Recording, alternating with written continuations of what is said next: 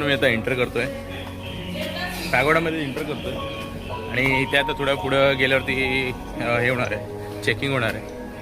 तर पुढे गेल्यावरती बघूया आपण.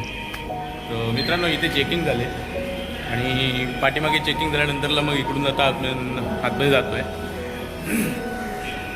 इथे पाठीमागे गोयंका गुरुजी आणि इलायची देवी यांचा हे लावलेलं आहे, फोटो लावलेला आहे आणि आता आपण एंटर करत आहोत.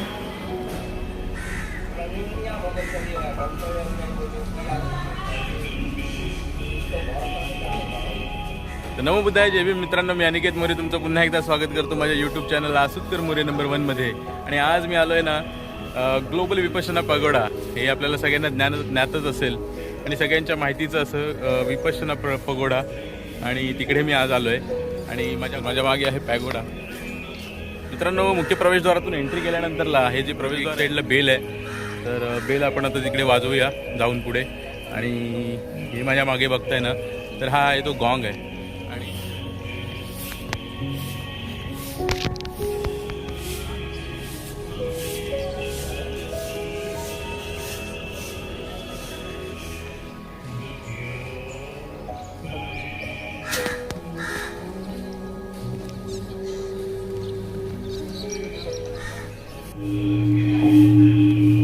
वाजवा वाजवा. हा बस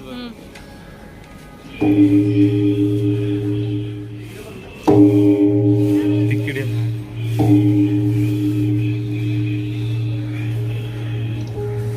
विपश्यना हा जो शब्द आहे हा पाली शब्द आहे आणि विपස්සनेला विपश्यना असं हे संस्कृतमध्ये म्हटलं जातं.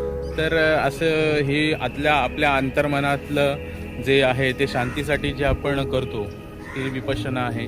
आणि त्या विपස්සनेसाठी आपण इथे येतो. हे ग्लोबल पागोडा जो आहे हे एक केंद्र आहे त्याचं. आणि ह्या केंद्राचं जे मेन उद्देश आहे की आपल्याला मनशांती मिळावी.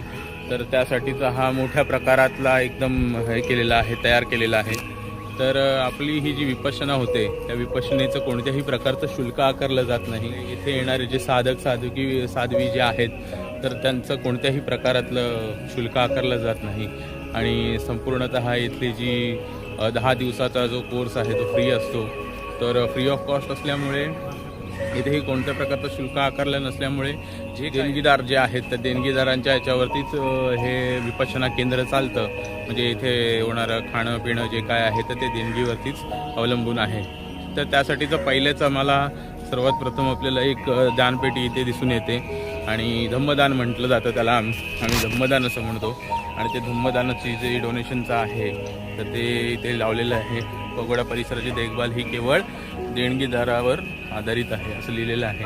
आणि त्याच्यानंतरला मी आता परती जातो आणि पुढे पाहूया अजून काय काय आहे ते, काय काय पाहता येतं ते.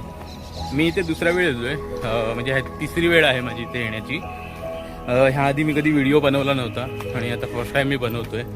तर तुम्हाला कसा वाटतोय तो नक्की सांगा. मित्रांनो थोडंसंच वर आलो आहे आणि मेन एंट्रीच्या इथे आहे. आणि हा पाठचा परिसर बघताय तुम्ही, किती खूप सुंदर असा परिसर आहे. खूप मोठा परिसर आहे आणि छान वाटतं इथे. पॅगोडाच्या एंट्रीलाच 2 हत्ती लावलेले आहेत, डावीकडे आणि उजवीकडे, स्वागतासाठी. म्हणजे ते पगोड्याचं स्वागत करत आहेत. आणि माझ्या पाठीमागे आहे तो हा पगोडा.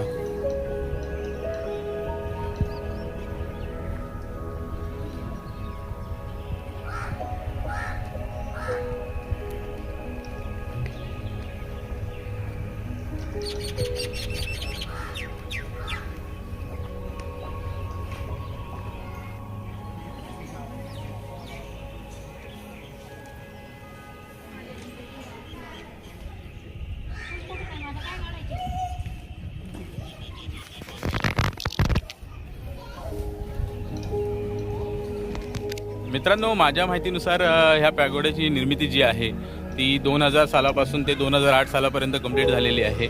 आणि 8 फेब्रुवारी 2009 मध्ये ह्या पगोड्याचं उद्घाटन झालं. आणि ह्या पॅगोड्याचं उद्घाटन हे त्यावेळेचे ज्या राष्ट्रपती होत्या प्रतिभाताई पाटील यांच्या हस्ते झालं होतं.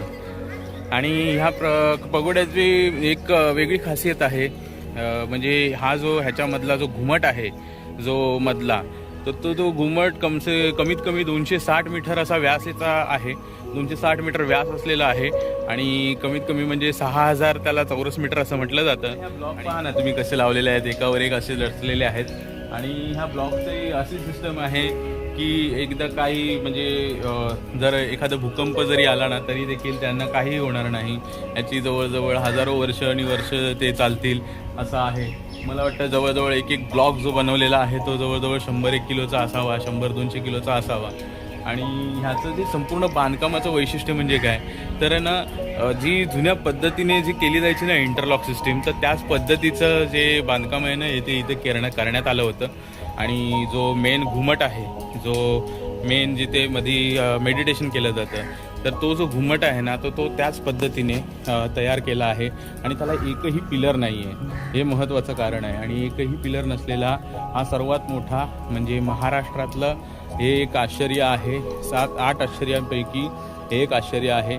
तर ते आपल्याला इथे पाहायला मिळतं. प्रतिकृती म्हणजे हे जे दाखवले ना इथे, हे बघ, हा अशा पद्धतीचे लॉक आहेत. असा ग्रूव असणार त्याला असा. आणि हा जो ग्रूव आहे त्या ग्रूवमध्ये त्या स्लॉटमध्ये हे दगड असं अडकले जातात. आणि त्यांनी असं हे बनवलं आहे संपूर्ण असे लॉक करत करत. अशी लॉकिंग सिस्टम आहे ही, इंटरलॉक सिस्टम. त्याची हे त्यांनी इथे ठेवलेलं आहे. पागोडाच्या संपूर्ण परिसरामध्ये वेगवेगळ्या मूर्त्या ठेवलेल्या आहेत आणि त्यातलेच हे आहेत सयाजी उबाकीन. हे जे आहेत ते श्री सत्यनारायण गोयंका यांचे गुरुजी मानले जातात आणि हे गुरुजी आहेत त्यांचे. आणि सत्यनारायण गोयंका आणि इलायची देवी गोयंका ह्यांचे देखील येथे पुतळे आपल्याला दिसून येतात. ह्यांचं महत्त्वाचं कारण म्हणजे काय तर विपස්සना ही जी ध्यान साधना करण्याची जी आपली टेक्निक होती ती जी अगदी जुनी काळातली होती, म्हणजे गौतम बुद्धांच्या काळातली होती. आणि ती पुन्हा एकदा भारतामध्ये आणण्याचं काम हे श्री सत्यनारायण गोयंका आणि त्यांची पत्नी इलायची देवी गोयंका यांनी केलं होतं. आणि धम्माचा प्रचार हा त्यांनी पुढे चालू ठेवला.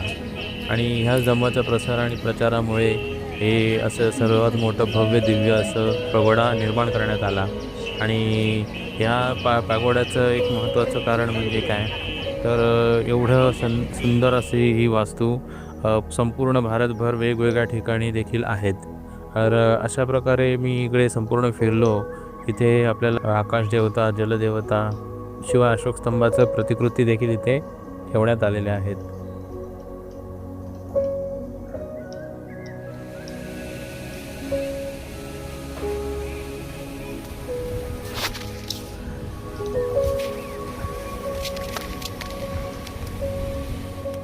आणि पुढे गेल्यानंतरला म्हटलं थोडंसं फिरावं आणि थोडं ध्यान साधना करावी. त्यासाठी मग आतमध्ये विहारामध्ये जे मेडिटेशन हॉल आहे त्याच्यामध्ये आतमध्ये गेलो.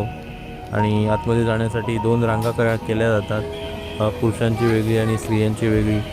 तर त्या 2 रांगा आहेत आणि तिथं ते आपल्याला जाता येतं. आतमध्ये गेल्यानंतरला बसण्यासाठीची आसन व्यवस्था केलेली आहे आणि पुरुषांना मागे आणि स्त्रियांना पुढे बसवलं जातं. आणि जे साधक आणि साध्वी जे 10 दिवसाचा कोर्स करण्यासाठी आतमध्ये आलेले आहेत तर त्यांची जी ध्यान साधना आहे ती ह्या हॉलमध्ये आतल्या ठिकाणी होते. आणि त्यांना कोणत्याही प्रकारचं डिस्टर्ब करायला नको, त्यामुळे त्यांनी हे पूर्ण काचेचं असं आवरण केलेलं आहे. आणि हे जे मध्ये अशोक चक्र दिसत आहे ते घुमटाच्या म्हणजे बरोबर ते जो हॉल आहे मेडिटेशन हॉल त्याच्या मध्यभागी आहे. आणि ह्याच मध्यभागी भगवान गौतम बुद्धांच्या अस्थी तिथे जतन करून ठेवण्यात आलेल्या आहेत. मित्रांनो, मी विपश्यना केलेली नाही आहे आणि बाबांनी, आईंनी आणि रमाने या तिघांनी देखील विपश्यना केलेली आहे याच्या आधी. म्हणजे हे इकडचे स्टुडंट आहेत, विपश्यना जे करतात त्यांना स्टुडंट असं म्हटलं जातं. आणि हे जुने स्टुडंट आहेत. मी अजून स्टुडंट झालेलो नाही आहे. मी नक्कीच प्रयत्न करेन. कंटिन्यू 10 दिवस मोबाईल आणि ह्या सगळ्या गोष्टीचं हे असतं, त्या सगळ्या गोष्टी कंट्रोल करणं मुश्किल होतं. पण बघूया, मला जर वेळ मिळाला किंवा असं मनात आलं तर मी नक्कीच विपश्यना करेन. आणि सगळ्यांनीच करावी असं मला वाटतं. मनशांतीसाठी खूप चांगलं असतं. मित्रांनो, इकडे काय ना नवीन सिस्टम आहे. नवीन म्हणजे काय, चांगली सिस्टम केलेली आहे. वायफाय जो आहे, वायफाय तो आपण कनेक्ट करून आहे ना इथे असलेल्या प्रत्येक ठिकाणची माहिती आपल्याला इथे मिळते आणि हे खूप सुंदर असं इथं एक उपक्रम आहे. वायफायद्वारे आपल्याला माहिती मिळू शकते आणि खूप चांगला हा उपक्रम इथे केलेला आहे. जगातला असा कोणीही व्यक्ती नसेल, कोणत्याही धर्माचा व्यक्ती नसेल की त्याला दुःख नाही आहे आणि त्या दुःखाचं निवारण हे फक्त आणि फक्त बुद्धांकडे आहे असं मला वाटतं. आणि इथे येणाऱ्या ह्या ग्लोबल पगोडामध्ये येणाऱ्या सगळ्याही इतरही कोणत्याही जातीचे जे व्यक्ती असतील त्या व्यक्तींना इथे ऑलवेज वेलकम केलं जातं आणि इथे विपश्यनेला ते लोक सहभागी होऊ शकतात. 10 दिवसाचा कोर्स आहे. 10 दिवसाचा मित्रांनो, जसं म्यानमारमध्ये बांधकाम होतं असतं त्याच पद्धतीचे हे बांधकाम आणि ही इमारत उभी केलेली आहे. गुरुजींचं निवासस्थान आहे इथे आणि हे विपश्यना केंद्र आहे, जे सेंटर आहे. तर इथे ह्या ठिकाणी गुरुजी आणि जे आपल्याला ध्यानसाधना शिकवतात त्यांचे गोयंका गुरुजींचे जे असिस्टंट आहेत आता सध्याला AT असं म्हणतात, असिस्टंट ट्रेनर जे आहेत, तर ते आता इकडे राहतात. सो हा त्यांच्यासाठीचा एरिया आहे. आणि हे आहे ते जिथे त्या गुरुजी राहतात आणि ही संपूर्ण बिल्डिंग आहे अशी खालपर्यंत 2 मजली इमारत आहे. ती आपल्याला इथे दिसून येते.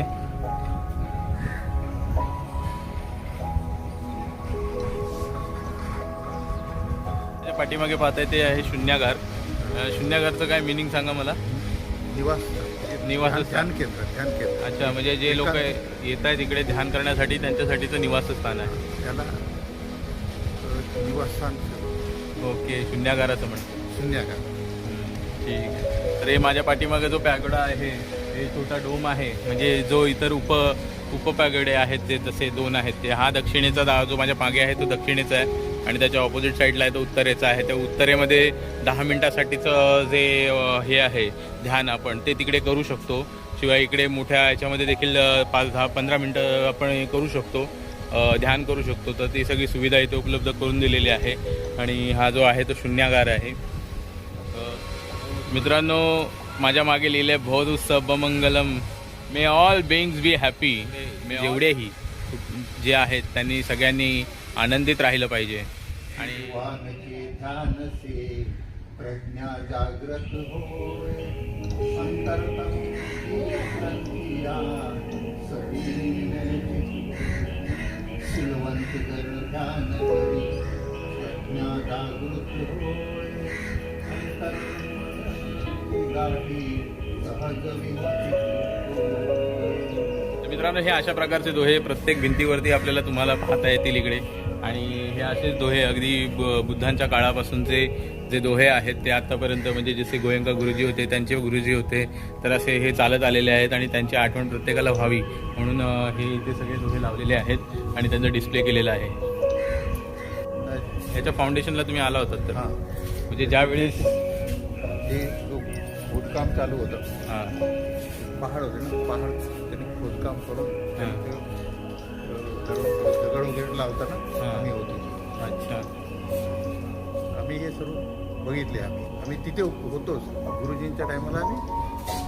आम्ही म्हणजे तुम्ही आणि आम्ही म्हणजे सर्व जितके साधक होते तेवढे आला. तुम्ही आणि अच्छा. अण्णा. म्हणजे तेव्हा तुम्ही कुठल्या विपश्यनेत गेलेलात? आम्ही इगतपुरी. अच्छा, तेव्हा इगतपुरीला गेला होतात आणि तेव्हा तुम्हाला याची माहिती मिळाली हां सन 2000 साली, हां.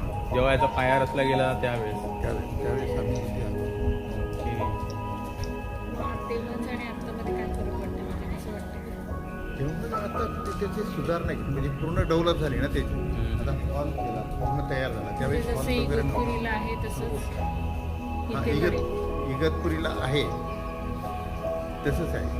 पण ते इगतपुरीला छोट्या प्रमाणात आहे, हे मोठ्या दोन्ही तसंच आहे. सेम. ही जागा जे दिली गोयल म्हणून एक त्यांनी दिली, साधक गोयल साधक म्हणून त्यांनी दिली. अच्छा अच्छा. गोयल नावाचे साधक होते, त्यांनी दिले. ते इकडचेच रहिवासी होते का? हां, म्हणजे इथले. हां, यशलवाड आहे ना, तर त्यांचा हो त्यांचा होता. आणि तिथे त्यांनी देऊन टाकलं, हे दान म्हणून एक केलेलं. बरं झालं तुम्ही सांगितलं. त्यातली माहिती आता सहसा कुठे अवेलेबल होत नाही की काय घडले काय नाही नक्की एक्झॅक्टली. आणि तुम्ही आम्हाला आता माहिती दिली त्याबद्दल खूप खूप धन्यवाद.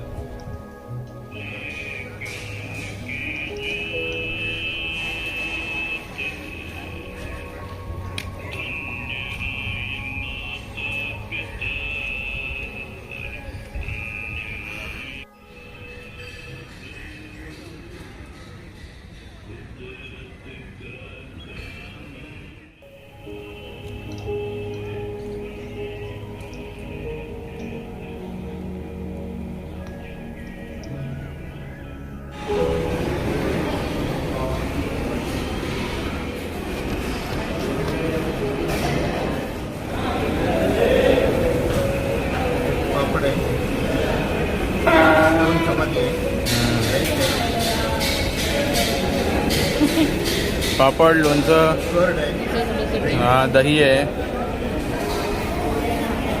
डाळ आहे.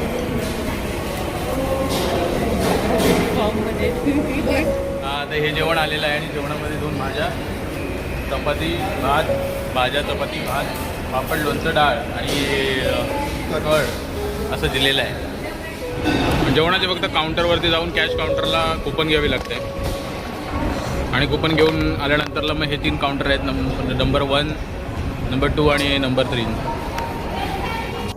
काउंटर नंबर 1ला राईस प्लेट, मसाला, मिसल पाव, पावभाजी, पुरी भाजी, टी आणि जेवण. काउंटर नंबर 2ला डोसा, इडली डोसा वगैरे, उत्तप्पा वगैरे आणि 3 नंबरला लस्सी वगैरे अशा प्रकारचं हे काउंटर आहेत.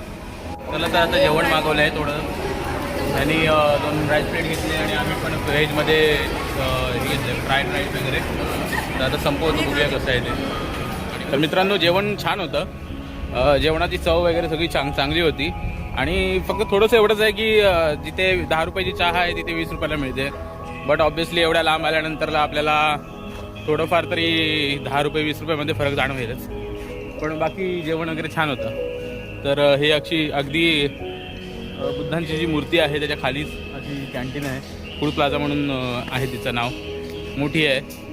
तर तुम्ही जर इथे आलात विपश्यनेला तर ते तुम्हाला आतमध्येच जेवणाची सोय असेल. पण जर फिरायला आलात तर मग तुम्ही ह्या कॅन्टीनमध्ये जाऊन उपहार घेऊ शकता. मित्रांनो, गोळा आणि पॉपकॉर्नचे कॉर्नर देखील इथे आहेत 2. तर आता आम्ही गोळा घेतलेला आहे. गोळा आणि मित्रांनो, ही गॅलरी आहे इथे खाली. तर आता आम्ही चाललो आहे खाली तिकडे.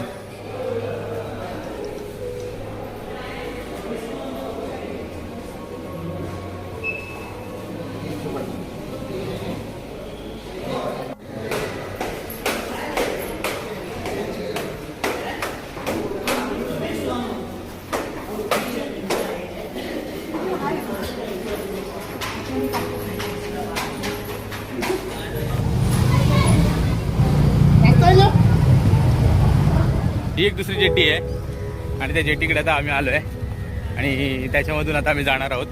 त्याची बोट पण जरा युनिक आहे, मोठी आहे. फक्त पॅसेंजर आणि हे पण जाते, दोन्ही जातात आणि दोन्ही फिरून जातात. तर ही बोट दाखवतो तुम्हाला कशी आहे. जबरदस्त बोट आहे, एकदम मस्त. लोडिंग चालू आहे नारळाची. ही माझ्या पाठीमागे बोट आहे.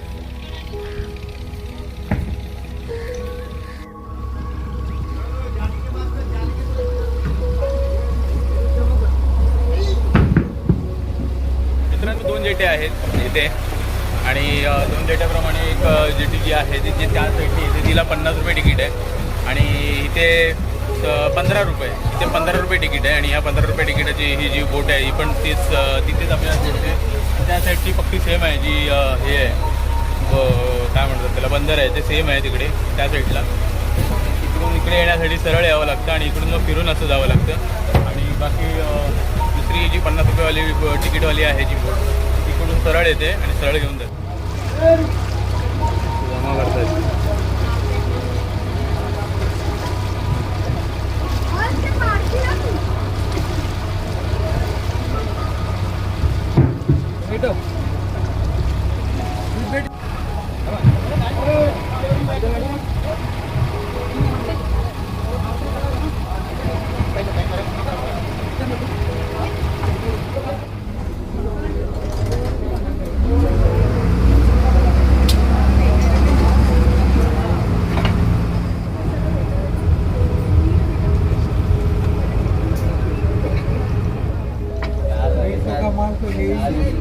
काकांचं डेलीचं काम आहे. या अंदाजावरती सगळं चालवतात. बघताय कशा अंदाजाने चालवले जाते.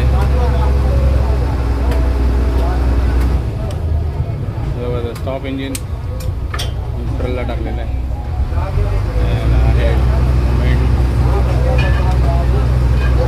फिरवलं आहे.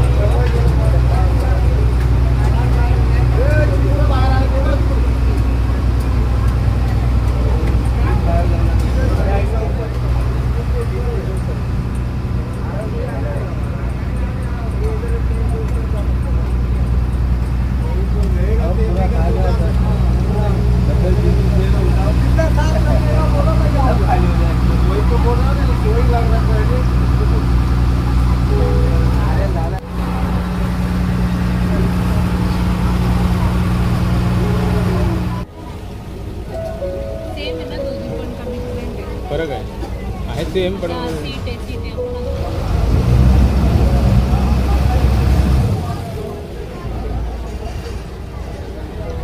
त्याला रॅम्प वगैरे लावतात ते बघ. ते बघा तिकडे तोंड ते बघा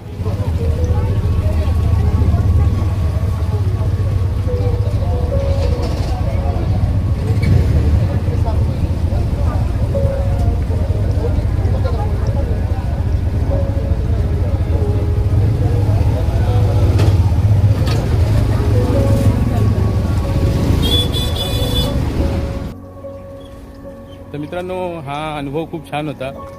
आता मी घरी चाललो आहे. तुम्हाला माझा व्हिडिओ कसा वाटला हे तुमच्या कमेंट्सद्वारे कळवा. व्हिडिओ आवडल्यास लाईक करा, शेअर करा आणि सबस्क्राईब करायला अजिबात विसरू नका. आसुदकर मोरे नंबर 1 या चॅनलला. तोपर्यंत भेटूया नवीन व्हिडिओमध्ये. Bye bye.